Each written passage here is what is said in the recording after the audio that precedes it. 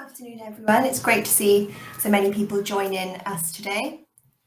I just want to note before we do start that we are on site at Parkhouse School today. So I just want to make you aware that there may be some noises from some learners during our session today. Recording will be available after the session and an email will be sent out after the event with this. As we go through, please do drop any comments or any questions using the chat function, and we'll get to these after the presentation because we have allowed some time for questions. So today we're going to be looking at what does an adaptive curriculum look like and how this can be delivered. So the session will be led by myself. I'm Catherine Bale. I'm the head of pastoral at Parkhouse School. And I'm Sarah Dominic. I'm the assistant head of Parkhouse School. So in today's session, the objectives. So we want to advise on the creation and implementation of an adaptive curriculum for autistic learners. So we'll first go through some introductions and talk about our setting. We'll then move on to our adapted curriculum, and we'll talk about our schemes of work, assessment tools, and the functionality of skills. We're going to talk about group skills and how we can build up duration. So things like sitting, contacting, reinforcement, all of these kind of skills.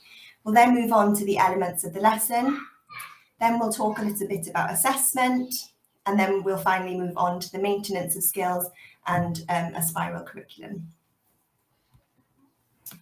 So we just wanted to give a little bit of background before we start, so about our setting and who we are.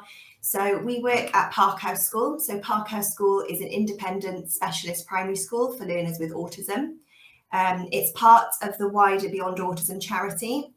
We have 56 students on roll, and each of these students has an EHCP and a diagnosis of autism. So Sarah and I started at Parkhouse School as ABA tutors, and we eventually completed our teacher training, which was funded by Beyond Autism, and we gained our QTS. Sarah is now working as the assistant head of Parkhouse School, and I am the head of pastoral. We just wanted to open up the floor to you guys now and just to get a little bit about your backgrounds, what settings you come from, and what you're hoping to take away from this session. So please do pop any of this in the chat, and hopefully as we go through, we'll be able to kind of tailor what we're talking about to your settings and make it really beneficial. So please do take some time to pop that in the chat, and as we go through, we'll kind of revert back to.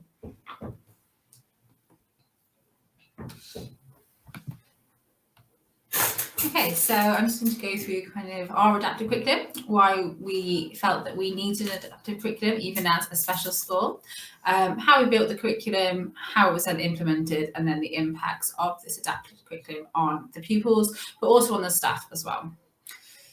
So we first identified that we needed adaptive curriculum a couple of years ago when our cohort of learners changed.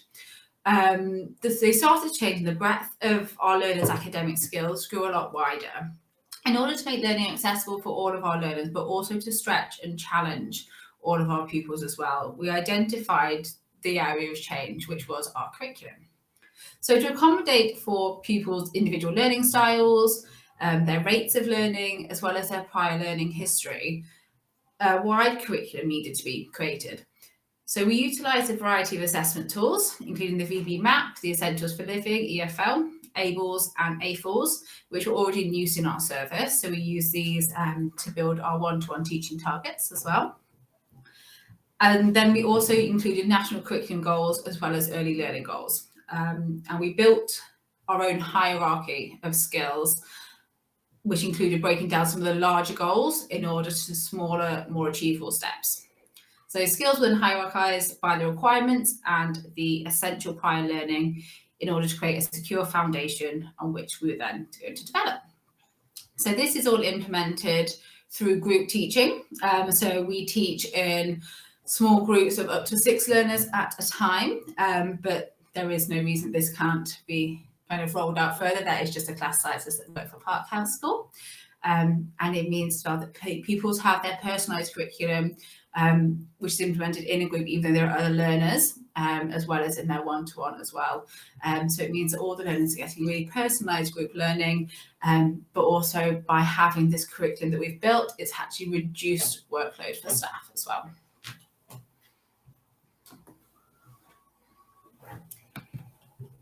So I'm just going to talk about our assessment grid. So as Sarah mentioned, we took a load of the skills and we hierarchied them. So this is kind of how our assessment grids look. So this is a snapshot of one of our assessment grids that we created by pooling together the skills from the range of assessment tools that we mentioned previously. So we've created grids for each of the core subjects. So that's English, Maths, Science and PSHE. And the skills have been ordered in hierarchy to provide a scaffolded learning pathway for each pupil. So the assessment grids are shared with the wider interdisciplinary team, and they're updated as and when targets and learning goals have been achieved. So at the start of each year or at the beginning of a learner joining our setting, we conduct a baseline assessment, and this is to identify their current understanding, and it's reflected on the grid by shading the areas in blue. So you'll see that on this grid example here. We then obviously track terming progress, and this is identified by using other colours, and this just gives us a real oversight of the rate of learning, and then also identifies any kind of areas that we might need to continue to work on and any gaps in their knowledge and their understanding.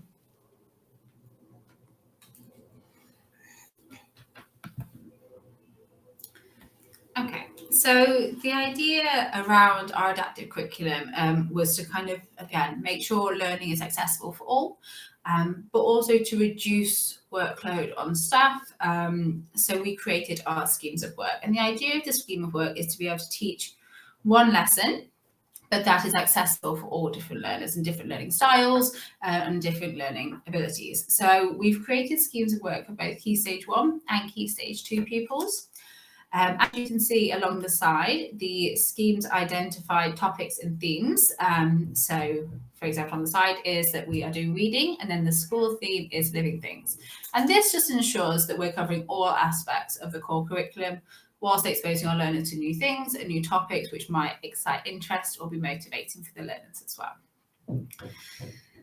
So schemes of work support teachers to deliver a range of learning objectives, which all use similar resources in one lesson. So this will then obviously support the teacher's time and their time management and their workload by only having to use one group of resources that can actually cater to a variety of learning objectives. So, for example, if we are teaching money, some pupils may not all be at the same academic level. They might have different foundations where they've come from, and they might not quite be all at a very similar level, which would be obviously very easy to teach, but we personalise all of our curriculum to all of our learners.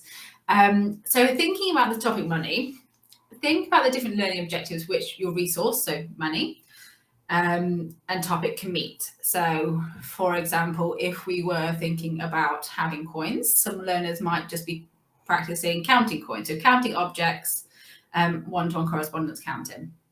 Some learners may be working on visual skills, so they might be able to match coins. Some learners may be able to match coins already, so then to push them and challenge them, they might be able to receptively identify coins. That might be their learning objective. So they would have to find certain coins when told to by the instructor. So it could be find the 50p, find the 10p. Some learners may be moving on from that and can actually find and scan quite well, which is obviously a smaller field. They only have maybe a choice of 2 or 3 to choose. So it could be that then the next level would be learners labeling coins. So holding up a coin, what coin is it? That obviously then is more of a width of options for answers rather than receptively identifying. Some children may be able to add the coins together, or some children may be able to work out change. So by using just one resource, there are actually lots and lots and lots of different teaching for different learning objectives that can become available. So basically the schemes of work, it just reflects that. So each lesson has the different learning objectives along it. So we have a foundation skill, an intermediate, and as you can see, the learning objectives do build on one another, but then they all use the same resources for that lesson.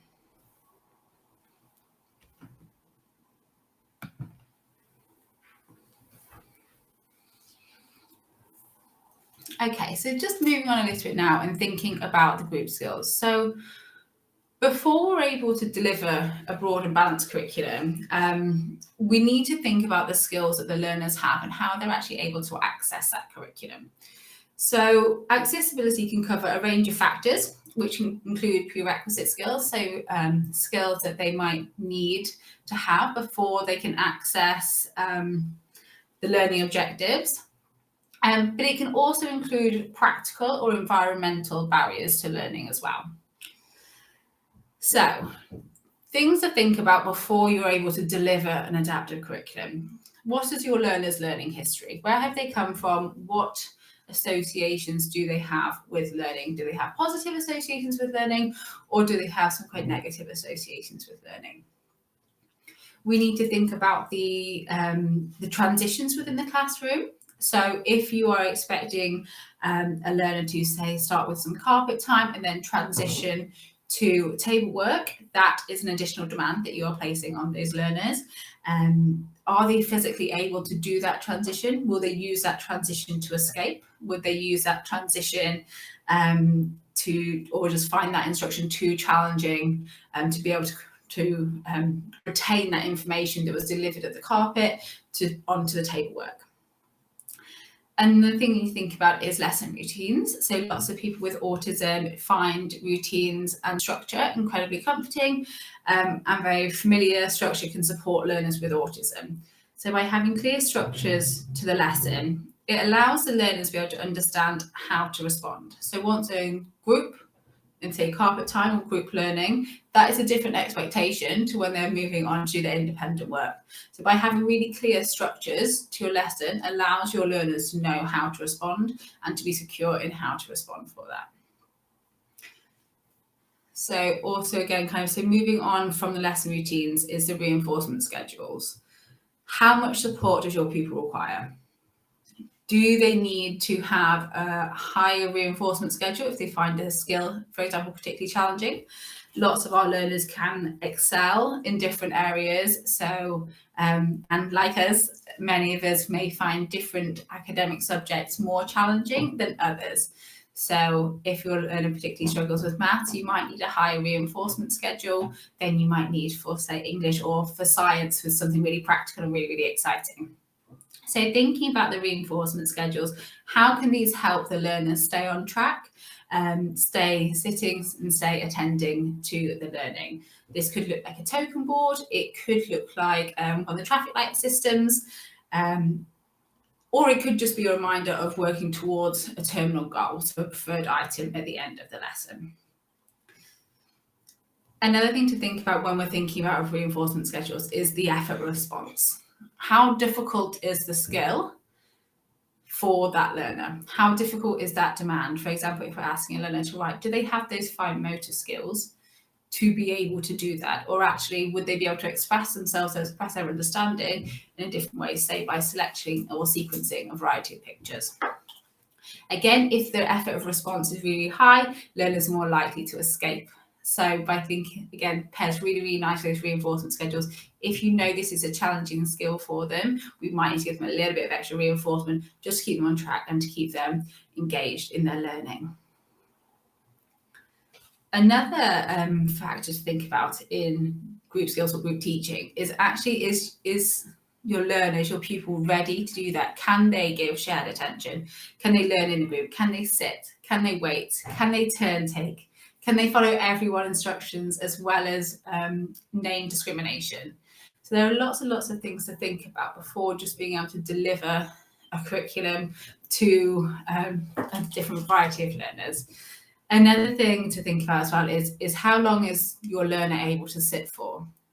Are they able to sit for 15 minutes? Are they able to sit for 30 minutes? Or actually, are we really stripping it back to kind of building up that duration and their ability to attend to instructions?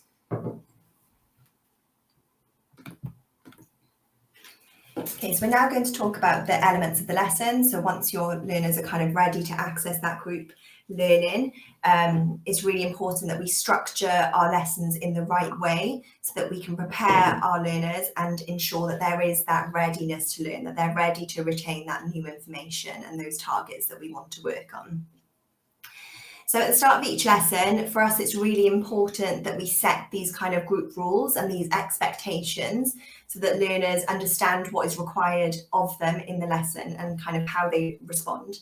Visuals can be particularly useful for this, as these can also, they can allow learners to access the rules, and also they can be used as a reminder to students throughout the lesson. So you can always bring those back up to remind them to keep on task and to remind them of the expectations.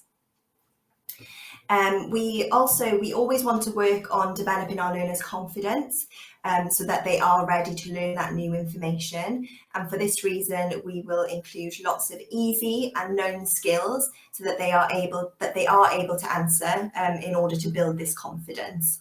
And we'll reinforce this with things like maybe social praise, if they're on a token economy system, tokens, maybe tangibles, and this can be particularly effective. It's also useful, so revisiting those known skills and those easier skills, it's also really useful to consolidate previous learning and to ensure that previously taught skills are maintained, as we know that kind of retention of skills can be particularly difficult for learners with autism. So really using these to build their confidence to start accessing the new learning, but then we're also consolidating that previously learned information. Just linking back to the schemes of work that Sarah discussed previously, it is helpful to implement a differentiated but similar learning objective in the lesson. So these need to be linked to the lesson and the learning, and as Sarah mentioned, utilising similar resources, so thinking of that coin example that was given earlier. Questioning can also be particularly useful for differentiation. So for example, can you find the coin? And this might be from an array of perhaps 2, and there's a 50-50 chance, versus can you label the coin? Can you name what coin is it? Where there could be multiple options and multiple answers. So thinking back to assessment again, so on the spot assessment during the lesson. So it will look different for learners who are utilising and accessing an adaptive curriculum. So we need to think about a number of things. So perhaps their expressive language might be, present as a barrier, perhaps their scanning skills. So if you've got a large array, kind of are they able to look at all of the options? Their reading skills or their writing skills also might be a barrier. So are they able, if you're presenting them with a worksheet and they find writing really difficult, that's not accessible. So we need to tailor and think about how we can kind of accommodate for these.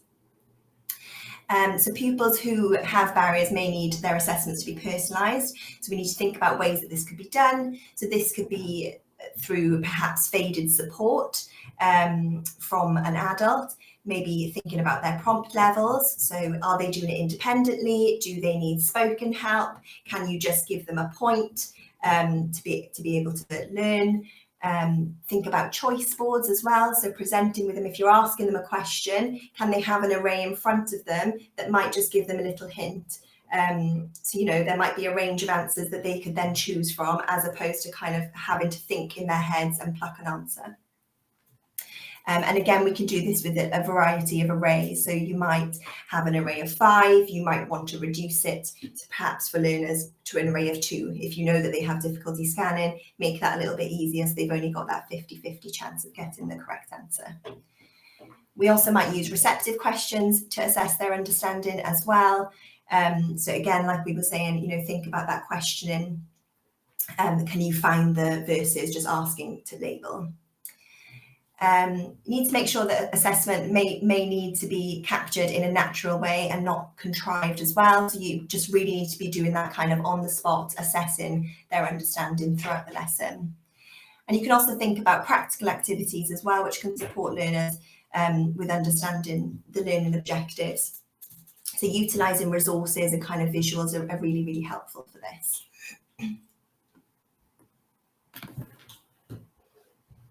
Okay, so as Katrin mentioned previously, the importance of including maintained skills or previously learned skills in a spiral curriculum. Autistic learners can find it very difficult to retain information if it's not consolidated and revisited frequently. So by using a spiral curriculum, you can always loop back around those skills. If they're not being maintained, you can just, again, scroll back, think about it, reteach that skill, and then move on. And this will then build onto those schemas, those building blocks of information that the learners have, that everybody has in their brains, to build on from information and information and information. So all information has a purpose, and it can be linked back to previous learning. So to ensure skills are maintained, it may be appropriate for some learners to have a mastered skills log. This is almost like a skills tracker, and which can ensure that previously learned skills can be included into the curriculum where appropriate, as well as tracking skills that can be lost. So if you are probing some skills that were known skills and all of a sudden your learner can't answer, you might need to make a note of that on the skills log. But by using the previously taught skills, these can really build confidence in lessons. So it already makes learning a fun and accessible thing to do. So if we are using kind of lots and lots of master skills, you can get those quick fire responses, you can deliver lots of social praise, lots of reinforcement for answering, and then slip in those new skills. So teach those new skills, but whilst we're mixing in those master skills as well, because we all know what it's like. If you're walking into something, you think, gosh, I have absolutely no idea about this. It all goes over your head. You feel really, really overwhelmed. But actually, when that is building on prior skills that you already know, skills that you have mastered and maintained, it all just sits a little bit better, and your confidence and your ability to learn obviously grows with that as well. So that's why spiral curriculums are particularly useful for autistic pupils, because they allow for a lot of revisitation and ensuring their concrete foundations are there before moving on and introducing new skills.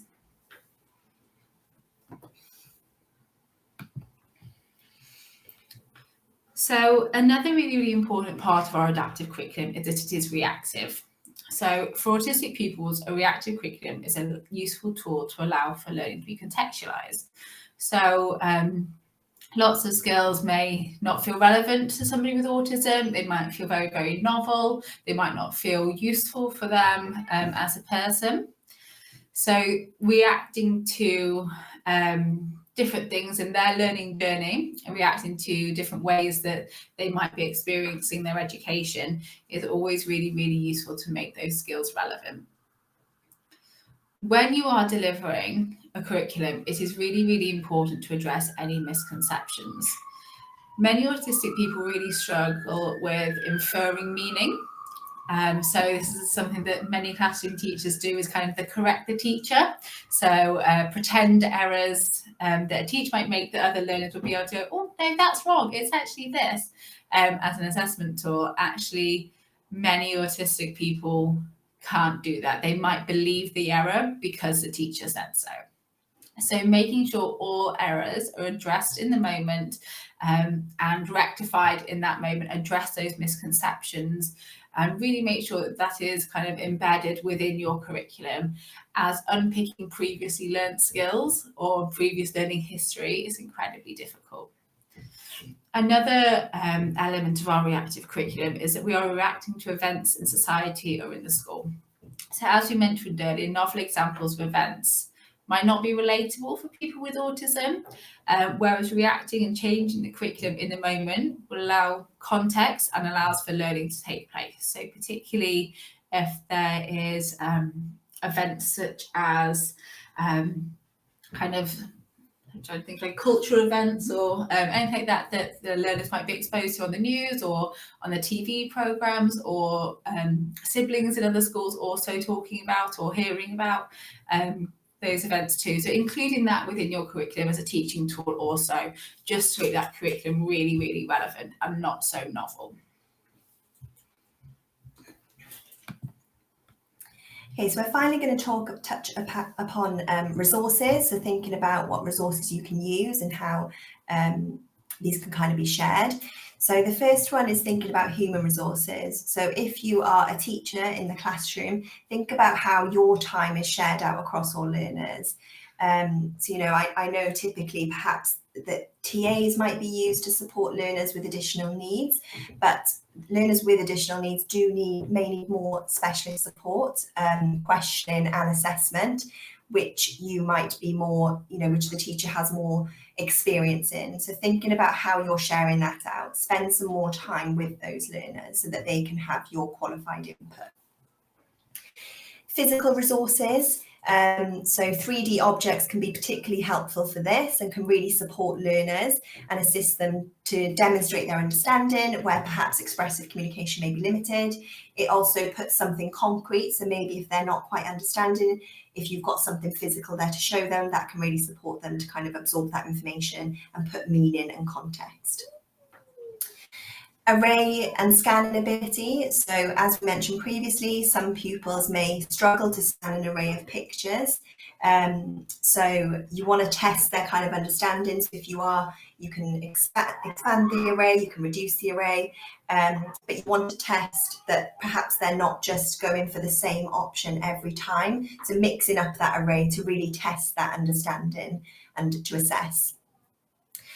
Also think about their ability to scan horizontally or vertically, what works best for them. You might need to, perhaps if you're presenting something on the table, can they access that? Do you need to adjust? Do you need to get a slant board so that it's presented right in front of them? Also thinking about if you're sharing information on an interactive whiteboard, might that be too far, that distance? Do you need something in front of them instead? And also think about things that learners might find aversive. So I know we touched on this earlier. So if a learner might find writing aversive, perhaps fine motor skills are a barrier. Think about how can they access, what can you use? Could they maybe type?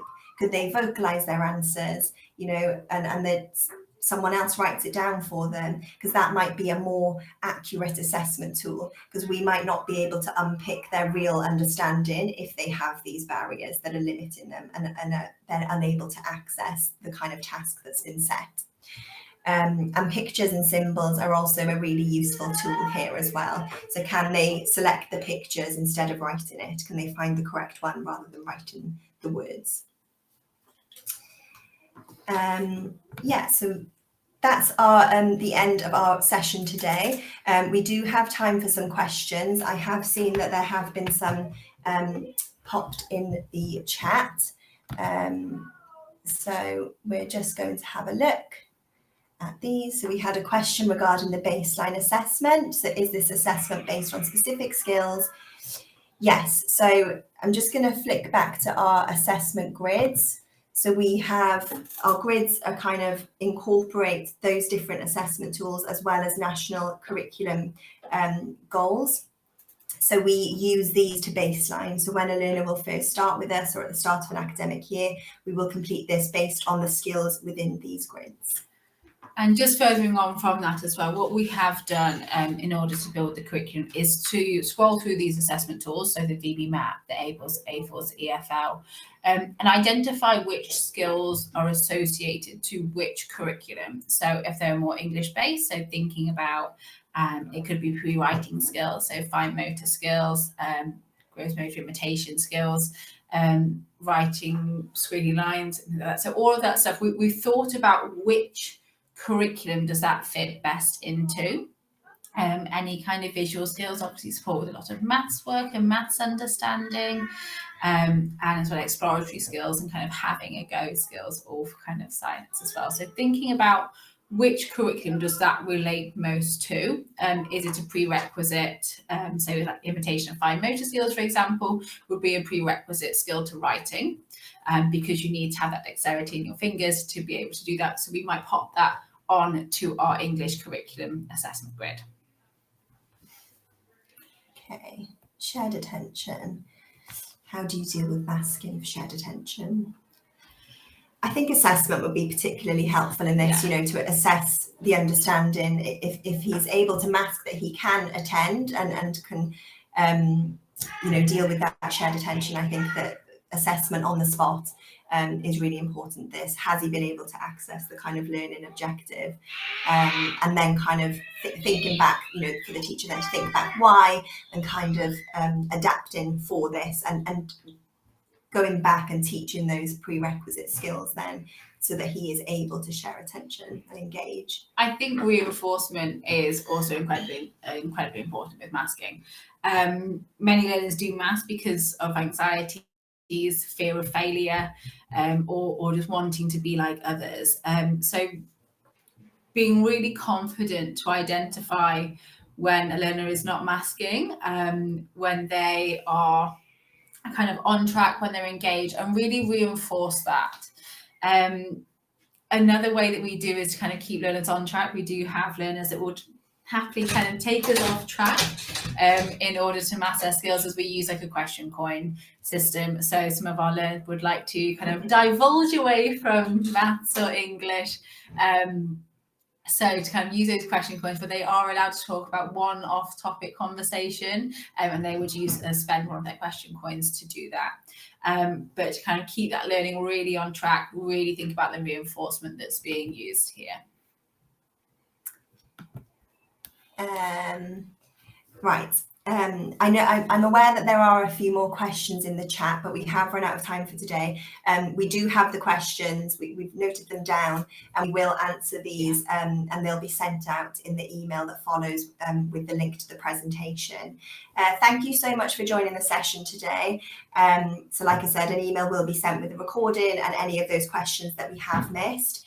And if you do have time, we would really appreciate for you to give us any feedback on today's session. Just a reminder, our next session, Accessibility for Learning, will be on Wednesday, the 11th of January, and this will be led by Matthew, the head of Park House School, and Carrie, a behaviour analyst at Tram House School. Thank you everyone for joining us, and we hope to see you next month.